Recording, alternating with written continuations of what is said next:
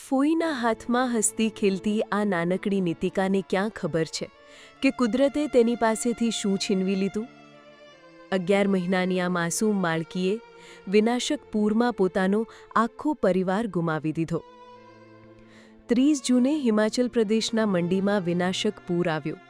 નીતિકાના માતા પિતા અને દાદી તેને ઘરમાં મૂકી ઘરની પાછળ પૂરના પાણીને ઘરથી દૂર કરવા મચી પડ્યા.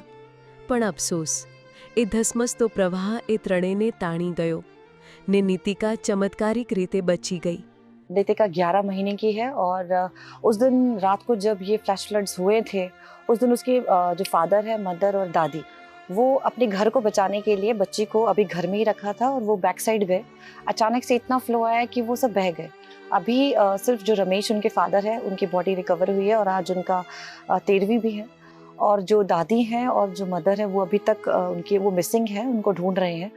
तो मेरा यही है कि जब हम वहाँ पे पहुँचे, डीसी साहब के आदेश थे कि आप सब ऐसी फैमिलीज़ के पास पहुँचेंगे, तो हम वहाँ मौके पे पहुँचे. तो बच्ची को देखकर ही कुछ इमोशंस आ जाते हैं. वो बच्ची बहुत ही प्यारी है. જો કે નીતિકાની મદદ માટે તંત્ર સહિત ઘણી સેવાભાવી સંસ્થાઓ આગળ આવી રહી છે.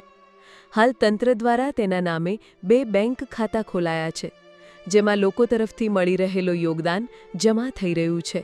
प्रशासन द्वारा डीसी साहब के माध्यम से 2 प्लेज्ड अकाउंट खोले गए हैं, एक nationalised bank Punjab national bank में और एक कोऑपरेटिव बैंक में, जिसमें डीसीपीओ मंडी जो डिस्ट्रिक्ट चाइल्ड प्रोटेक्शन ऑफिसर है उनके साथ वो प्लेज्ड हैं टिल 18 ईयर्स. और इसमें जो भी अमाउंट, जो भी डोनेशंस आप देंगे, वो केवल वो बच्ची ही जब 18 साल की होगी तो यूज़ कर. આ ગોજારી ઘટના બાદ નીતિકાના ફોઈ તારા દેવીએ તેને અન્ય કોઈને દત્તક આપવાનો પ્રસ્તાવ ફગાવી દીધો છે અને પોતે જ તેના લાલન પાલનની જવાબદારી હાથમાં લીધી છે.